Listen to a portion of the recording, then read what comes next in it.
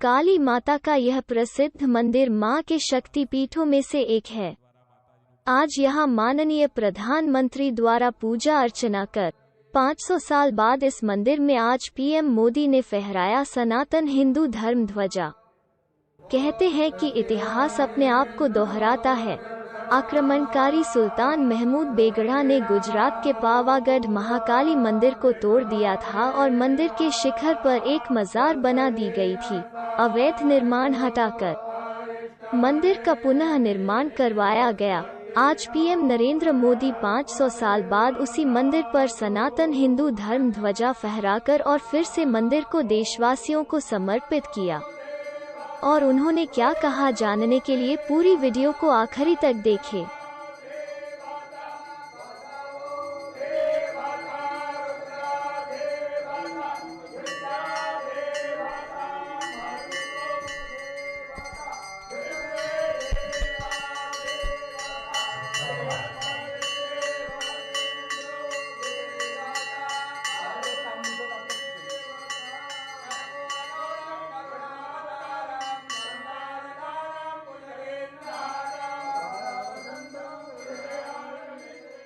श्री नरेंद्र भाई मोदी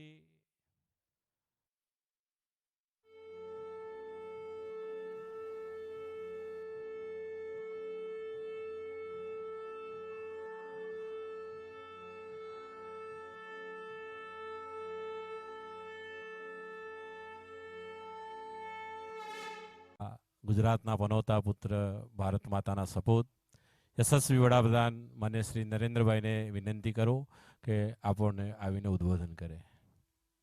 ભારત માતા કી, ભારત માતા की।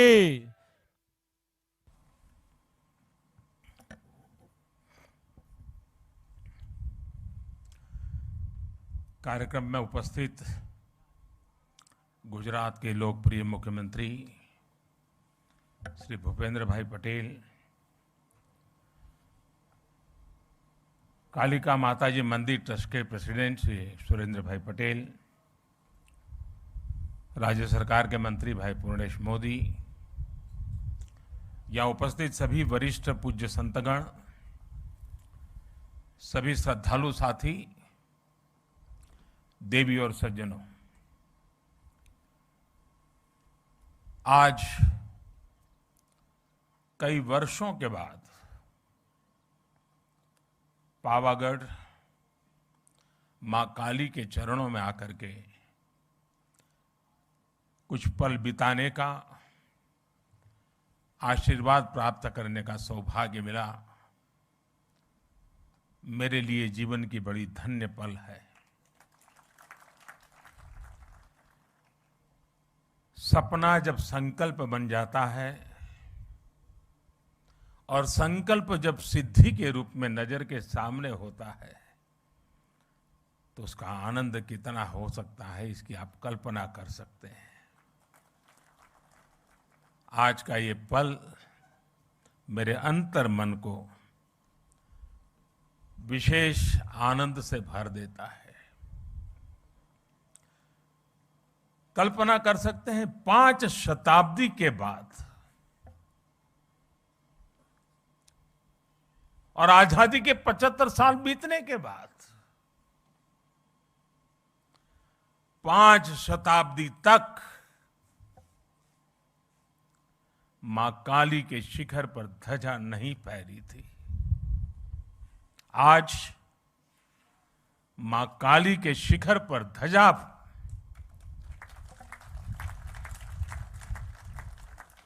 ये पल हमें प्रेरणा देती है, ऊर्जा देती है और हमारी महान परंपरा और संस्कृति के प्रति समर्पित भाव से जीने के लिए हमें प्रेरित करती है। आज से कुछ ही दिन बाद इसी महीने के अंत में गुप्त नवरात्रि शुरू हो रही है। गुप्त नवरात्रि से ठीक पहले पावागढ़ में मां काली का ये शक्तिपीठ महाकाली मंदिर अपने भव्य और दिव्य स्वरूप में हमारे सामने है। शक्ति और साधना की यही विशेषता होती है।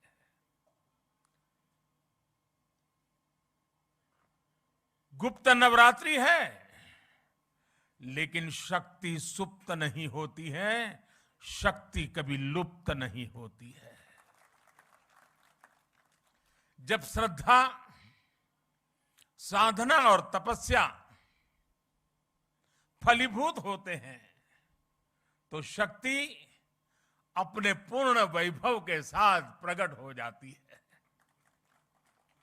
पावागढ़ में महाकाली के आशीर्वाद से हम गुजरात और भारत की उसी शक्ति का प्राकट्य देख रहे हैं।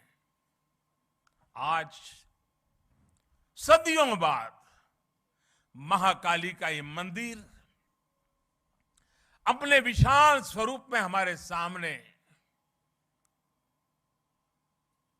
हमारे मस्तक को भी ऊंचा कर देता है। आज सदियों बाद पावागढ़ मंदिर में एक बार फिर शिखर पर ध्वज फहरा रहा है।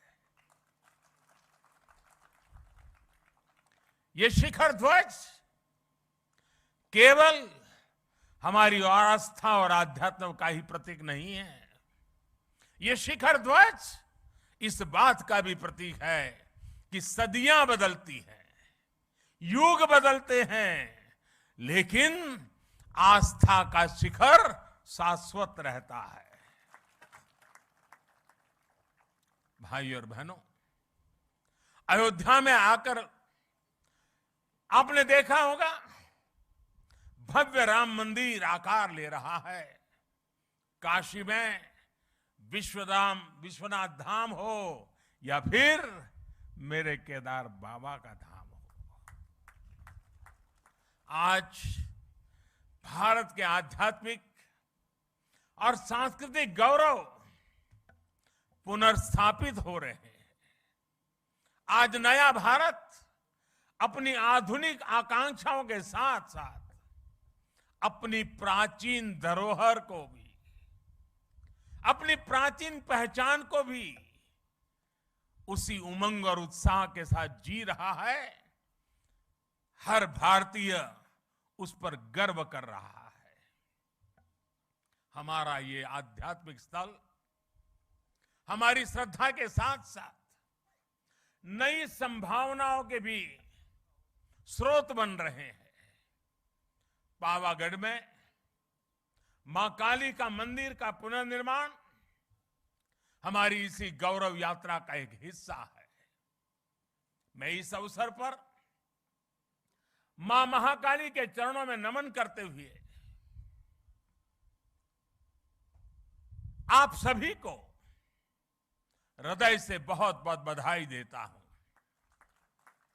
आज का ये अवसर सबका साथ, सबका विश्वास और सबका प्रयास का भी प्रतीक है।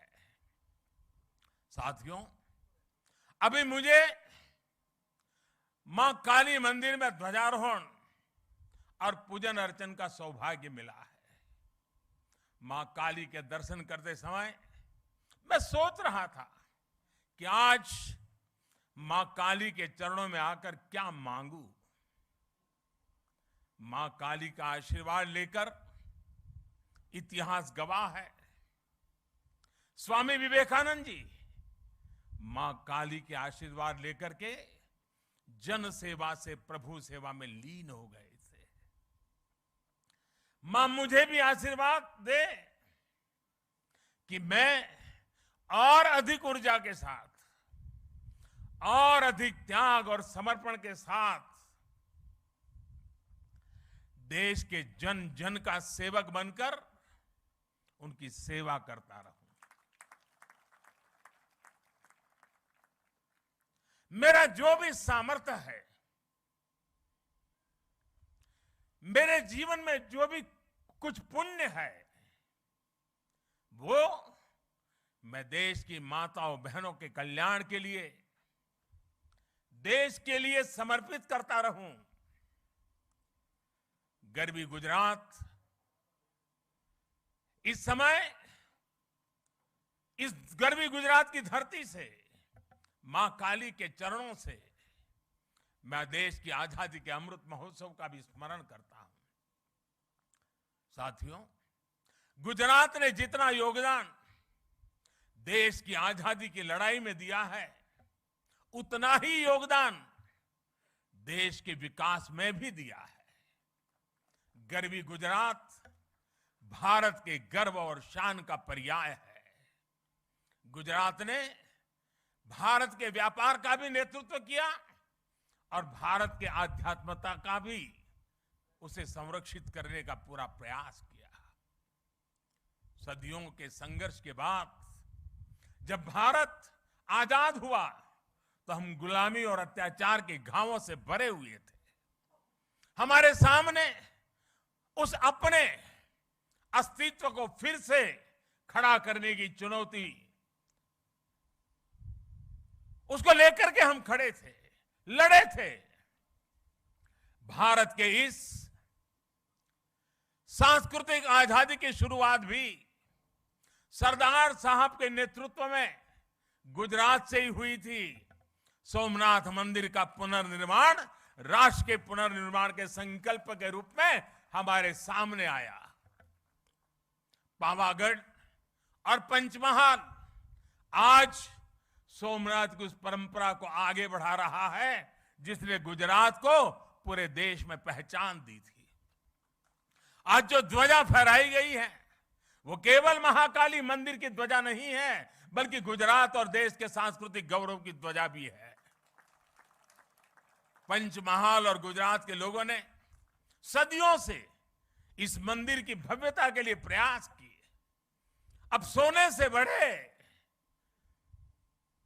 इस कलश के साथ इस मंदिर से जुड़ा वो सपना पूरा हुआ है। आज पावागढ़ और पंचमहाल की तपस्या सिद्ध हुई है। पंचमहाल और इस क्षेत्र में पुराना तो मुझे याद है, आज की परंपरा मुझे उतना पता नहीं है, लेकिन जो पुराना मैं जानता हूं, जब भी कोई शादी विवाह होता था तो इस मंदिर में सबसे पहले भक्त आकर के शादी का जो निमंत्रण पत्र होता था वो मां के चरणों में रख देता था। और मुझे पता है उस समय तो जो यहां पुजारी और पंडित लोग हुआ करते थे, वो शाम की आरती के समय दिन भर जितने ऐसे निमंत्रण आए हैं उसको पढ़ करके मां को सुनाते थे, भक्ति भाव से सुनाते थे। सुरेंद्र काका कह रहे हैं आज भी चल रहा है। बाद में आशीर्वाद में माता की तरफ से मंदिर से जिन्होंने निमंत्रण भेजा है उसे उपहार भी जाता है। कितना बड़ा सौभाग्य। और परंपरा लंबे अरसे से चली आ रही है, लेकिन माता ने इस बार हम सबको आज सबसे बड़ा उपहार दिया है। माता के दरबार का कायाकल्प और ध्वजारोहण मैं समझता हूं हम भक्तों के लिए, शक्ति उपासकों के लिए इससे बड़ा उपहार क्या हो सकता है। और मां के आशीर्वाद के बिना यह संभव भी कहां हो सकता है। यहां श्री काली का मंदिर को लेकर जो कार्य हुए हैं उसमें एक खास बात और है। महाकाली मंदिर का इतना भव्य स्वरूप दिया गया, लेकिन इस पूरे काम में गर्भगृह में मूल स्वरूप अक्षुण्ण रखा गया। इसे सेवा यज्ञ में गुजरात सरकार, पवित्र तीर्थ यात्रा विकास बोर्ड और ट्रस्ट के लोगों ने मिलकर काम किया। मुझे बताया गया कि मंदिर परिषद की पूरी परिक्रमा के लिए, अभी सुरेंद्र भाई बता रहे थे, दूधिया तालाब और छासिया तालाब को जोड़ने वाला एक परिक्रमा पथ भी तैयार किया जाएगा। यज्ञशाला, भोजनशाला, पर्यटकों के लिए भक्त निवास और छासिया झील से माताजी के मंदिर तक लिफ्ट जैसी सुविधाएं, इसका निर्माण भी किया जाएगा। साथ ही माची के पास अतिथि गृह और मल्टी लेवल पार्किंग का निर्माण भी होगा। पहले यहां पहुंचने के लिए श्रद्धालुओं को कई घंटे लग जाते थे। सीढ़ियों से चढ़ना, यात्रा की थकावट, कठिनाइयों से गुजरना पड़ता था। पहले सीढ़ियां भी कैसी थी, जो पहले आए हैं उनको पता है, उसको सीढ़ी कह सके कि न कह सके, ये हाल था। लेकिन आज वो भी रचना अच्छी हो गई है। अब मंदिर तक पहुंचने के लिए अच्छे पत्थर से अच्छी सीढ़ियां बनाई गई है। सीढ़ियां की ऊंचाई भी ज्यादा नहीं है, बराबर हिसाब से रखा है ताकि चढ़ने वाले को दिक्कत ना हो। पहले मंदिर परिषद में 2 दर्जन लोग भी एक साथ नहीं पहुंच पाते थे। आज 100 से भी ज्यादा लोग एक साथ यहां आ सकते हैं, पूजा अर्चन कर सकते हैं। भीड़ का दबाव कम हुआ है तो यात्रियों के लिए सुरक्षा भी बढ़ी है। मंदिर परिषद के विस्तार से भगदड़ जैसी घटनाओं से भी बचा जा सके, और हमें निरंतर जागरूक रहना ही पड़ता है ऐसी जगह पे। और अब तो इसके बाद शायद यात्रियों की संख्या बढ़ जाएगी, हमें उन सारी व्यवस्थाओं की चिंता करते रहना पड़ेगा। और मैं अभी से सभी काली भक्तों से प्रार्थना करता हूं कि अनुशासन का पालन करना होगा, क्योंकि कठिन जगह है, कोई हादसा न हो जाए। पहले कई बार हादसे होते थे, बड़ी चिंता सताती थी, लेकिन माँ के आशीर्वाद से फिर गाड़ी चल पड़ती थी। मैं चाहूँगा हम उस अनुशासन का भी पालन करेंगे, क्योंकि कठिन स्थान है, ऊंचा स्थान है, कठिनाइयों के बीच काम करना होता है। तो हम जितना अनुशासन का पालन करेंगे, यात्रा भी अच्छी होगी, माँ के आशीर्वाद भी प्राप्त होंगे। पहाड़ी के ऊपर जो दुधिया तालाब है, उसे भी डेवलप किया जा रहा है। इस तालाब के चारों तरफ एक परिक्रमा सर्कुलर पथ बनाया है। इससे भी लोगों को काफी आसानी हुई है। मां महाकाली के चरणों में आकर हमें बार बार उनके आशीर्वाद प्राप्त करने के लिए का मन स्वाभाविक रूप से होता है। लेकिन पहले पावागढ़ की यात्रा इतनी कठिन थी कि लोग कहते थे कि कम से कम जीवन में एक बार माता के दर्शन हो जाए। आज यहां बढ़ रही सुविधाओं ने मुश्किल दर्शनों को सुलभ कर दिया है। माताएं, बहनें, बुजुर्ग, बच्चे, युवा, दिव्यांग, हर कोई अब आसानी से मां के चरणों में आकर के अपने भक्ति का, मां के प्रसाद का सहज लाभ ले सकते हैं। अभी मैं खुद भी यहां पहुंचने के लिए टेक्नोलॉजी के माध्यम से आया, रोपवे के माध्यम से आया। रोपवे में न केवल ये यात्रा आसान की है, बल्कि रोपवे से पावागढ़ की अद्भुत जो खूबसूरती है, उसका आनंद भी मिलता है। आज गुजरात में कई तीर्थ और पर्यटन स्थल ऐसे रोपवे से जुड़ रहे हैं। पावागढ़, सापुतारा, अंबाजी, गिरनार में रोपवे होने से लोगों का काफी सहूलियत मिल रही है। पावागढ़, मां अंबा और सोमनाथ, द्वारकेश की आशीर्वाद से ही गुजरात गरवी गुजरात बना है। गुजरात के महान कवि नर्मद ने गुजरात की सांस्कृतिक महिमा का वर्णन करते हुए लिखा है, उत्तर मामा अंबा मात, पूरब मां काली मात, छे दक्षिण दिशा मां करता रक्षा कुंतेश्वर महादेव ने सोमनाथ ने द्वारके से पश्चिम केरा देव से सहाय मां साक्षात जय जय गरवी गुजरात। आज गुजरात की यही पहचान आसमान छू रही है। कवि नर्मद ने गरवी गुजरात की पहचान के रूप में जिन सांस्कृतिक केंद्रों का नाम लिया है, आज वो सभी तीर्थ एक नई विकास यात्रा पर आगे बढ़ रहे हैं। आस्था के साथ साथ तीर्थों और मंदिरों के विकास में आधुनिक तकनीक का इस्तेमाल किया जा रहा है। सभी तीर्थों पर यात्री सुविधाओं का विकास किया गया है। गुजरात के तीर्थों में अब दिव्यता भी है, शांति भी है, समाधान भी है, संतोष भी है, और इससे बड़ा सुख क्या हो सकता है।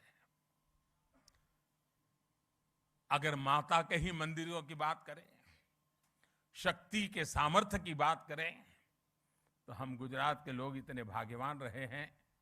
और मां शक्ति की पूजा करने वाले भक्तों के लिए गुजरात में तो पूरा एक शक्ति चक्र है, एक शक्ति रक्षा चक्र है। गुजरात का रक्षा कवच के रूप में वो काम कर रहा है। गुजरात के अलग अलग क्षेत्रों में विराजमान शक्ति रूपेण माताएं गुजरात का निरंतर आशीर्वाद देती हैं और गुजरात की रक्षा करती है। बनासकांठा में मां अंबाजी, पावागढ़ में मां काली, चोटीला में चामुंडा मां, ऊंझा में उमिया मां, कच्छ में के माताजी नो मढ़ आशापुरा मां, नवसारी के पास उनाई माता, डेडिया के पास देवमोगरा मां, भावनगर के पास खोडियार मां, महसाना के पास बहुचर मां, उधर हमारे खोड़ल धाम, उधर उमिया धाम, गिरनार के ऊपर अंबा मां, अनेक माताएं हर कोने में हमें निरंतर आशीर्वाद है। यानी हम कह सकते हैं कि हम पर एक शक्ति का आशीर्वाद है। अंबाजी में गब्बर फुट हिल्स, अभी हमारे भूपेंद्र भाई वर्णन कर रहे थे, 3D वीडियो प्रोजेक्शन मैपिंग की शुरुआत की गई है। साथ में महाआरती भी शुरू की गई है।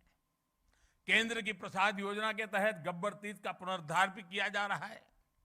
अंबाजी मंदिर परिसर के विकास की योजना पर भी काम चल रहा है।